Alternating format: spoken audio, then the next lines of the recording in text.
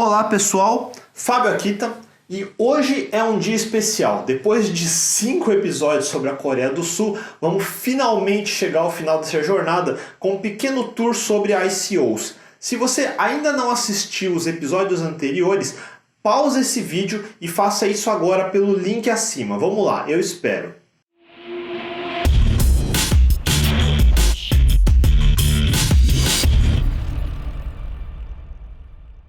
Ótimo, já viram? Então assinem o canal para não perder mais. E hoje vamos explorar rapidamente as diversas startups e ICOs que eu vi durante os eventos que participei. Não todos, mas muitos. Como disclaimer, nada do que eu disser aqui constitui recomendação a favor ou contra. Qualquer opinião é pessoal e produzida com intenção de encaixar na narrativa desse episódio. Se você ficar interessado em qualquer uma delas, veja os links na descrição do vídeo abaixo e estude por conta própria em detalhes e com muito cuidado. Além disso, eu estou me restringindo somente ao que estava exposto nos eventos. O mundo de ICOs é infinitamente maior do que isso. Muitos não eram nem da Coreia propriamente dita, mas de outros países da Ásia, como Singapura ou Indonésia. E outros eram da Europa e até mesmo Estados Unidos. Nesse vídeo, você certamente terá exemplos de ICOs que claramente são muito ruins e outros que podem ser os próximos candidatos a unicórnios, quem sabe. Mesmo assim, os exemplos aqui não são representativos do mundo como um todo. Mas se você nunca tinha parado para pensar nas possibilidades, talvez esse vídeo ajude a aumentar seus horizontes. Eu vou separar o vídeo em 7 grandes grupos para facilitar um pouco, então vamos começar. Número 1. Novas técnicas de blockchains. No primeiro grupo, temos projetos que se colocam para resolver os problemas das primeiras gerações de blockchains. Para quem não sabe, alguns categorizam as criptomoedas em gerações. Bitcoin, obviamente, é da primeira geração, o blockchain canônico. Ethereum meio que iniciou a segunda geração com smart contracts e assim por diante. Existem várias formas alternativas de implementar blockchains com consenso distribuído. Muitos derivam o código de criptomoedas existentes e fazem um tuning, ou fazem uma do zero mesmo. A Fleta diz ter uma arquitetura diferente, permitindo shards do blockchain, múltiplos chains e também distributed apps ou dApps. dApps podem ser usados para gerar tokens e no caso da Fleta eles podem ficar em subchains e inclusive podem escolher o método de mineração como Proof of Work POW ou Proof of Stake POS, mas a chain principal pode ter blocos minerados via um método proprietário deles chamado Proof of Formulation, baseado em uma formulação de ordem de recompensa. Com o suporte a shards e limitação na propagação dos blocos, eles dizem conseguir atingir 10 milhões de TPS ou transações por segundo. O Bitcoin, por exemplo, não consegue mais que míseros 7 blocos por segundo. O Ethereum é só uma ordem de grandeza mais rápido. Cada shard diz conseguir 20 mil TPS, além de terem a capacidade de confirmação em quase tempo real via nós de observadores. Exemplo semelhante é a Magna Chain, mais um blockchain que dizem ser escrito em C++ e implementa a Virtual Machine Lua para executar smart contracts em vez do Solidity usado no Ethereum. Novamente, eles também tentam melhorar o consenso usando um híbrido entre POW e POS que eles chamam de Virtual Hash POS. Além disso, também vai pelo caminho de sidechains e tem como primeiro use case a indústria de games. Para isso estão preparando SDKs para games mobile e outras ferramentas. E a ideia, claro, é poder ter tokens in-app que podem ser usados fora do game em exchanges ou marketplaces. Diferente do Fleta, os números que eles clamam são um pouco mais realistas, na casa dos 100 mil TPS. Na testnet deles, de ter chegado a uns 13 mil TPS. Outra alternativa é a HiCon, ou Hyper-Connected Coin. Seu Genesis Block foi publicado já no GitHub em janeiro desse ano. Ele tenta também mexer no sistema de consenso e, embora tenham começado com o Blake 2B, eles abandonaram para usar o Crypto2Night, o mesmo do Monero. A vantagem é tornar a vida de fabricantes de ASIC, como a Bitmain, mais difícil porque ele faz leituras escritas pseudo-aleatórias em memória e corta a diferença de processamento também entre CPU e GPU, e na prática impede mineradores de usarem ASICs potentes. tornando o sistema mais descentralizado em máquinas mais lentas. O protocolo de consenso usa o Spectre, que generaliza o blockchain num Direct Acyclic Graph, ou DAG, como um IOTA, onde você tem um algoritmo de voto entre pares de blocos. Por conta da estrutura de DAG, múltiplos blocos podem ser adicionados simultaneamente, o que aumenta a velocidade da mineração, mesmo sendo POW. Dizem que conseguem confirmar um bloco a cada 1 segundo. Um dos diferenciais é que eles têm do seu lado um grande evangelizador de criptomoedas da Coreia do Sul, o Taiwan King da Gloffer. Mas falando em celebridades, a Platin também tem um do seu lado. Como advisor, eles conseguiram chamar o controverso Robert Scoble, que parece que já foi mais famoso alguns anos atrás. Essas celebridades na prática não influenciam o desenvolvimento técnico, mas muitos procuram figuras reconhecidas para ficar mais fácil se destacar. Mas a Platin tem um conceito um tanto ousado. Eles implementaram POL, ou Proof of Location. A ideia é fazer um Pokémon Go de tokens para lojas fazerem airdrop de tokens e você ter que ir até a loja para coletar esses tokens. É a mesma ideia dos Pokémons, mas daí você minera tokens baseado na localização. Então é um blockchain pensado para ser mobile first, porque precisa do GPS. E por baixo ele vai trazer o PTN Token e vai poder customizar a moeda para estabelecimentos comerciais. Eu não tenho ideia se faz sentido ou se vai funcionar, mas achei inteligente um Pokémon Go que te dá alguma coisa em troca por ficar tendo que andar tanto para achar os bichos. No Pokémon Go você sequer pode tradear os Pokémons que consegue, o que eu sempre achei uma limitação bem ruim. Número 2. Exchanges and Investments. Todo mundo deve achar que o mundo já tem corretoras demais, mas não se desesperem ainda, tem muito mais chegando. Mas certamente uma categoria que tem ganhado cada vez mais espaço são as exchanges descentralizadas. A ideia é tentar ser o mais peer-to-peer possível. Infelizmente as blockchains dessa geração ainda não têm velocidade suficiente para manter order books com trades ultra rápidos on-chain. Seria extremamente lento tentar implementar um order book dentro de um smart contract, como fazemos com tokens. Mas existem implementações tentando coisas como usar sidechains, mantendo os blocos off-chain e de tempos em tempos colocar as trades on-chain. É o que fazem projetos como a Dextop, entenderam? Dextop, um dos nomes mais interessantes. Ele é construído, obviamente, em cima do Ethereum.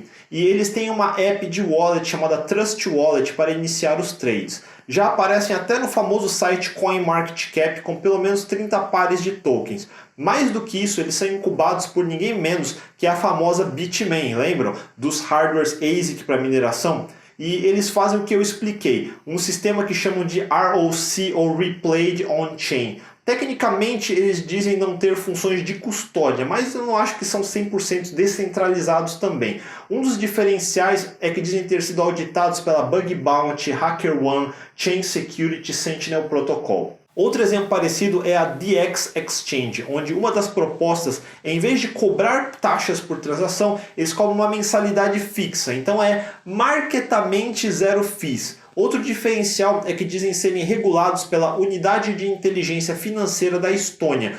Obviamente eles ficam na Estônia. Um pouquinho diferente parece a proposta da TotalDex, que está em beta agora. A ideia deles é ser um agregador de exchanges descentralizadas, como as que eu mencionei acima. Unificar os order books de todo mundo em um só. Dissimilar novamente a ser implementado em cima do Ethereum. Então, obviamente, o target são tokens ERC20. Fico em dúvida se fazendo isso eles conseguiram implementar um protocolo rápido para liquidar as ordens.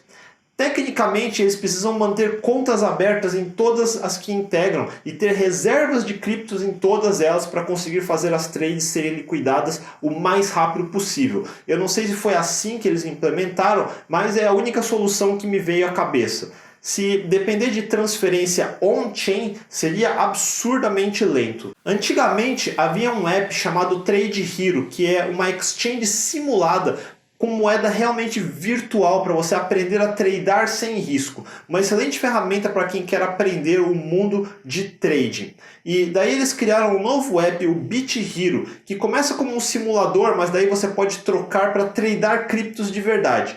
E como plataforma educacional eu achei uma excelente ideia. E a ideia é aprendizado baseado em gamificação e interação social com seus amigos.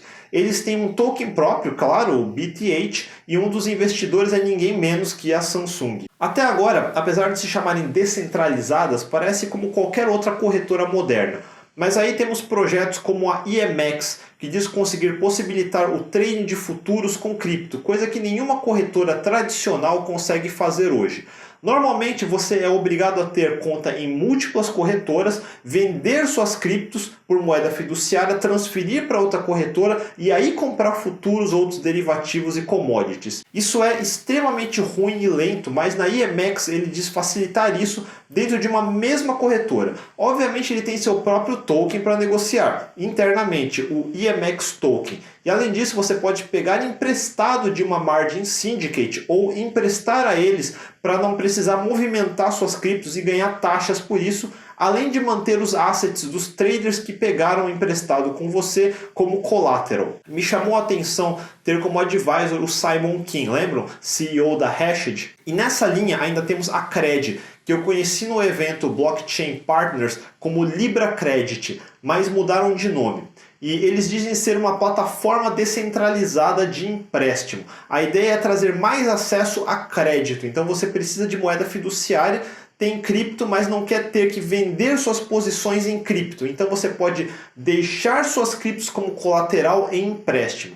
Ou se simplesmente quer fazer hedge, se proteger da volatilidade, pode transformar suas criptos numa stablecoin deles.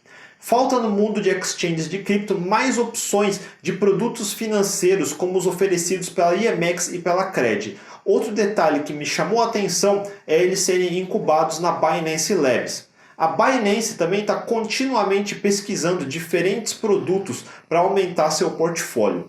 Número 3. Pagamentos. Na sequência, o que todo mundo reclama é que criptos têm sido usados somente como armazenamento de valor ou papel especulativo. E o real uso seria quebrar a barreira do comércio de verdade e ser usado em pagamentos no mundo real. Eu vi várias propostas como a PumaPay, que já tinha mencionado nos vídeos anteriores, ou esta Pay Protocol, que é de ninguém menos que a Danal, que já tem um negócio em meios de pagamento e POS para lojas. Eles também implementaram SDKs para aplicações mobile e querem suportar múltiplas criptomoedas e ser o mais amigável possível para o comércio. Na prática, o POS poderia escanear um código de barras direto do seu app no celular para efetuar o pagamento, ou se for um e-commerce, um app equivalente à Amazon ou Mercado Livre, ele teria no checkout a opção de pagar com meios normais como cartão de crédito, ou você pode escolher a Pay Protocol. Provavelmente ele deve ter uma wallet ou se integrar a existentes. Outra que tenta criar a ponte com o mundo real é a FuseX, que está fabricando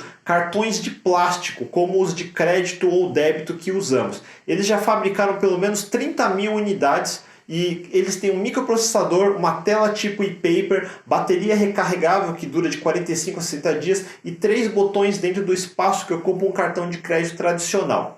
Novamente, ele quer suportar múltiplas criptomoedas e ele tem um módulo back-end que provavelmente se integra com adquirentes. Não ficou muito claro, mas é uma solução que depende de parcerias no mundo tradicional e com empresas como a Visa não tendo sido muito amigáveis com criptomoedas recentemente, eu não sei muito bem ainda para onde que isso vai. A Next é uma que, olhando o site, eu imaginaria não ser muito real, mas parece que tem mesmo algum tipo de sistema funcionando hoje, talvez.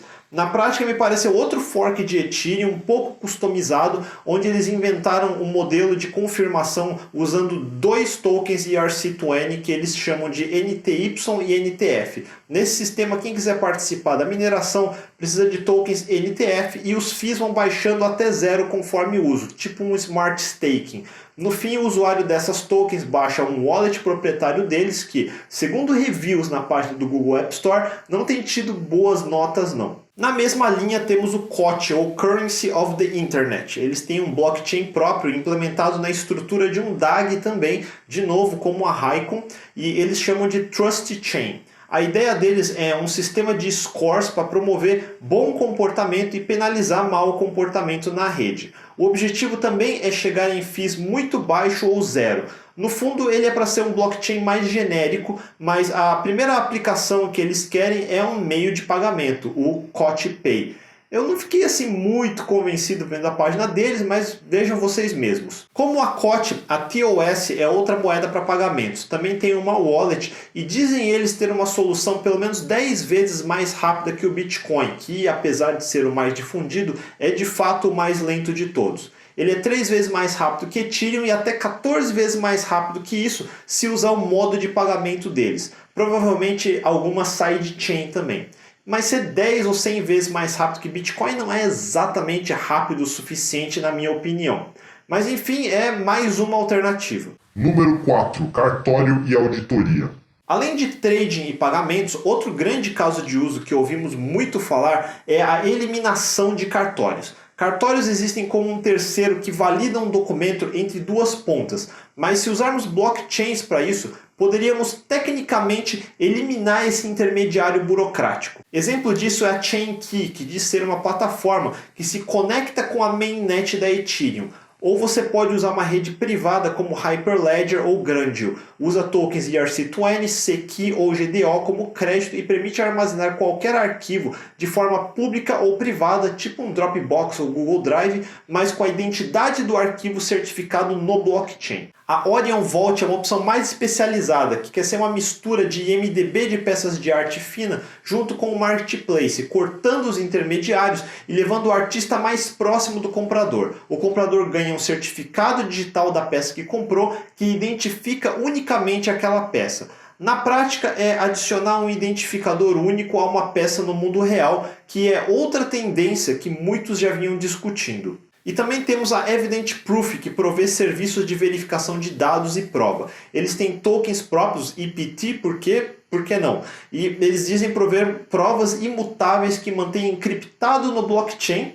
E eu espero que eu não tenha entendido errado quando eu li, mas do jeito que falaram, parecia que eles queriam guardar o arquivo dentro do blockchain. E apesar de possível, não é para isso que servem os blockchains. Mas eles também suportam blockchains públicas e privadas, como a ChainKey, e tem como alvo mercados que levam privacidade e veracidade dos dados a sério, quando precisam de coisas como HIPAA no mercado de hospitais ou SOX, Sarbanes-Oxley em auditoria financeira. Número 5. Inteligência. Outro uso que sempre falam de blockchains é otimizar a cadeia de suprimentos ou supply chain. Toda a cadeia de produção tem múltiplos intermediários no meio do caminho e no fim o produtor tem muito pouca informação do consumidor final. Fora a coordenação dos diversos fornecedores numa cadeia de produção de um produto.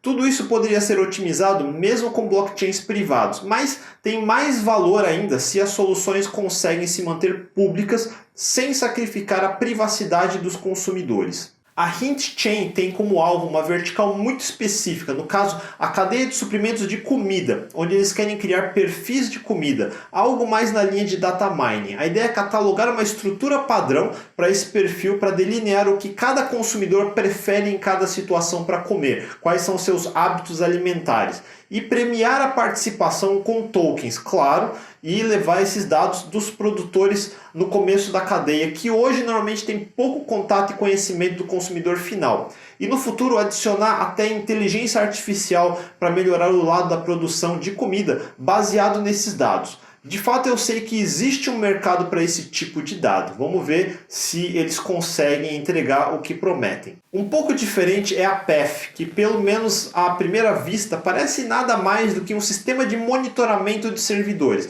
como as centenas que já existem no mercado.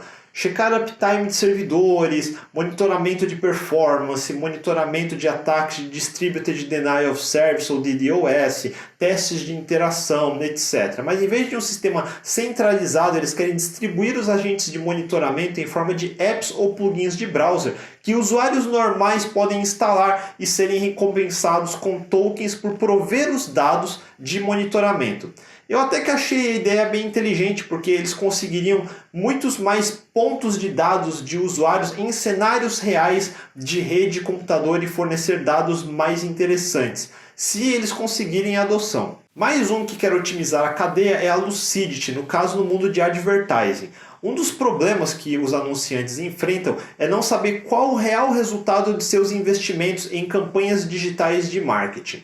Eles são obrigados a acreditar em qualquer relatório que as agências constroem. O que a Lucidity quer é assinar blocos de dados de analytics que eles vão manter armazenados em seus sistemas, mas cuja assinatura de verificação estará disponível no blockchain do Ethereum. Os participantes na validação desse analytics são usuários também, que receberão tokens pela participação. E dessa forma eles estão distribuindo o trabalho de auditoria e mantendo dados verificados que depois podem ser usados para gerar relatórios que podem ser rechecados para a autenticidade, melhorando a credibilidade no mercado de advertising e garantindo resultados mais reais aos anunciantes. E para ter a performance necessária, eles também têm uma segunda camada off-chain, como a Orbis que eu falei em outro vídeo, usando a solução chamada Plasma. E eu recomendo pesquisar sobre isso e sobre a arquitetura de sidechains, off-chains em geral. A Pinmo tem uma proposta para um mercado similar, mas no caso a intenção é trazer os anunciantes mais próximos dos influenciadores em redes sociais. Novamente, a intenção é cortar os intermediários como as agências. E novamente também tem seus próprios tokens. Novamente implementados sobre Ethereum como uma DApp para prover soluções cross-chain. Eu achei um pouco superficial ainda, mas pelo menos vendo pelo site.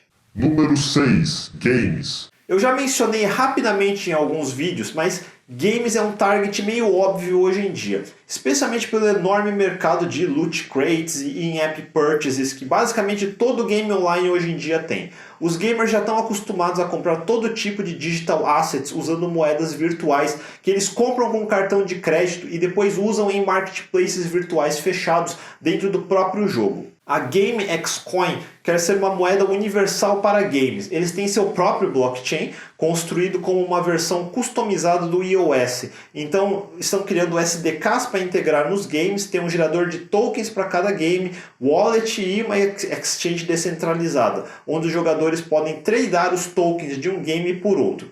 Ainda é bem no começo e tem só um pequeno game de demo que vocês podem baixar no site deles. Muito parecido seria a Mobile Chain, que tenta ser uma solução um pouco mais genérica do que só games. Eles também vão oferecer SDKs para in-app wallet deles, permitir os publicadores de apps recompensar diretamente os usuários com tokens.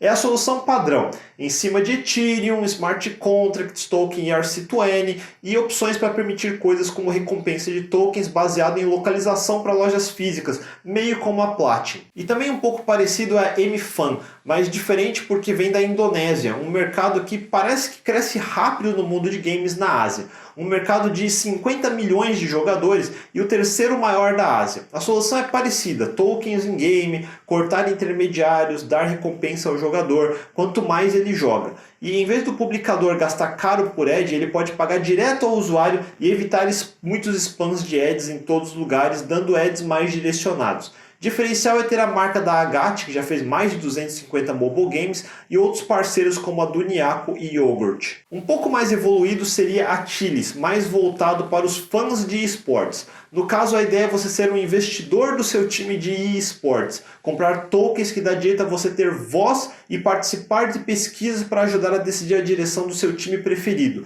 Então eles estão monetizando a voz, que é a participação do fã nas escolhas do time. É um sistema parecido com o sócio de clubes e uma mistura de crowdfunding com cripto. Eles já levantaram 27 milhões de dólares na primeira rodada e estão juntando forças com a Binance numa joint venture estabelecida na ilha de Malta. Agora temos a S-Game Pro, proposta mesma coisa, in-game tokens cuja mineração é jogar, seria POP ou Proof of Play, como algoritmo de consenso, novamente tokens ERC20, wallet, etc. O diferencial deles foi ter recrutado ninguém menos que o mais famoso gamer da atualidade, o PewDiePie, como garoto propaganda do ICO deles. Na mesma categoria ainda temos um mais evoluído, a Gifto, cujo propósito é vender presentes virtuais. Sim, chegamos à era onde você presenteia amigos com digital assets. Parece bem idiota, mas em 2017 eles já faturaram 150 milhões de dólares e eles vendem 25 milhões de presentes virtuais por mês.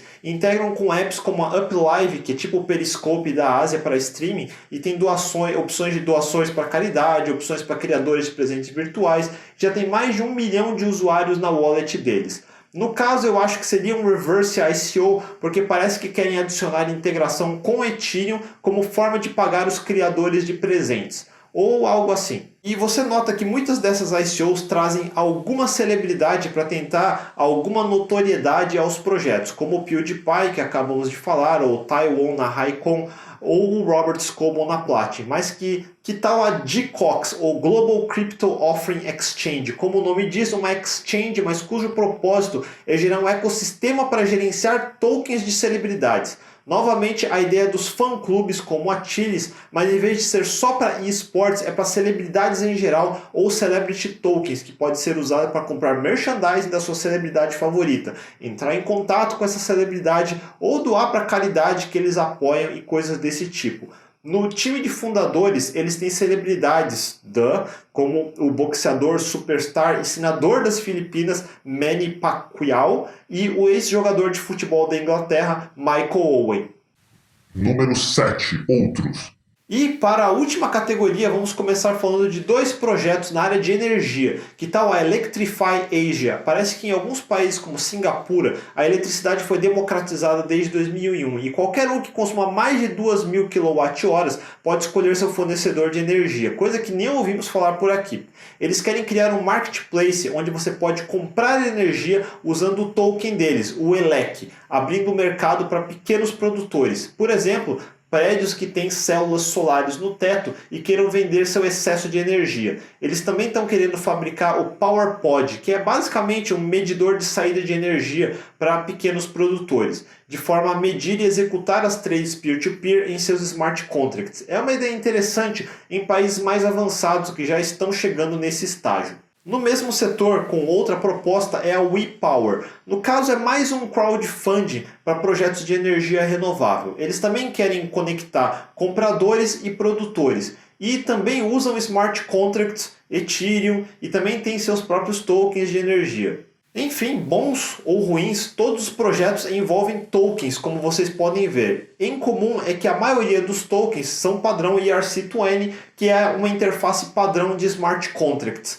normalmente programados em Solidity, uma linguagem meio primária que não te protege muito e é muito fácil de cometer erros graves. E para piorar, uma vez instalado no blockchain, o contrato é imutável. Muitos casos graves de bugs em smart contracts já levaram muitos ICOs a perder todos os seus tokens. E por causa disso eu achei interessante um projeto que eu vi lá chamado CertiK, que é uma plataforma que executa uma série de checagens de análise estática de código, tipo um Brakeman que usamos em projetos Ruby, por exemplo, para achar erros comuns como buffer overflow e coisas do tipo, com o twist que obviamente rodam as análises de forma descentralizada. Eles querem criar um certificado para dizer que seu smart contract é sem bugs e resistente a hackers. Isso eu já acho um exagero. Tudo bem que os tokens ERC20 não são exatamente difíceis de fazer, então quem sabe eles já tenham mesmo coberto tudo nesse tipo específico de smart contract. E claro, se você não é exatamente o tipo que consegue programar seus próprios smart contracts, não se preocupe, existe o projeto Tokedo, que oferece produtos como wallet, exchange e nada menos que um criador de tokens para ICOs usando o modelo Daico, que é um modelo sugerido por ninguém menos que o criador do Ethereum, Vitalik Buterin, para incorporar certos aspectos de uma DAO ou organização autônoma descentralizada em tokens para crowdfunding. Na prática é uma governança automatizada onde o projeto que levanta o ICO não tem acesso a todos os fundos gerados pela venda dos tokens. Em vez disso, ele vai soltando os fundos à medida que o projeto realmente entregue os milestones que ele mesmo prometeu ou os fundos restantes são devolvidos aos compradores. É meio como funcionam rounds de investimento tradicional em startups. Você atinge metas e recebe o próximo round. E é um modelo mais correto para ICOs, que é o que muitas regulamentações devem começar a exigir de qualquer jeito. Então, se você ficou interessado em criar seu próprio ICO, estude o modelo Daico. E finalmente, chegamos ao fim. Eu nem acredito. Eu listei a maioria dos projetos que circularam no Meetup da Coinance e BRP na Beyond Blocks e na Blockchain Partners. Não é a lista completa, mas pelo menos dá uma boa ideia de diferentes casos de uso para novos blockchains, tokens ERC20, Security Utility Tokens, explora mais como os tokens podem ser usados em aplicações mais reais. É muito importante que ecossistemas de ICOs floresçam para abrir o caminho para um uso mais cotidiano de criptomoedas no mundo real. E como vocês já devem ter concluído, é uma pena que ainda não exista nada perto disso desse lado do planeta. Da minha parte, em breve teremos suporte a tokens ERC20 na minha exchange, a Omnitrade. Então vão preparando seus ICOs. E chegamos ao fim dessa enorme série sobre a Coreia do Sul e o Blockchain Week que tive a oportunidade de visitar. Talvez tenhamos uma nova série em breve, já que eu pretendo fazer uma visita um pouco mais curta na ilha de Malta, que tanto mencionamos nos últimos vídeos. E até lá quero fazer vídeos sobre outros assuntos. O que vocês gostariam que eu discutisse nos próximos vídeos? Não deixem de sugerir assuntos nos comentários abaixo. Se gostaram desse, deem um joinha. Assinem o canal, cliquem no sininho e a gente se vê. Valeu, galera!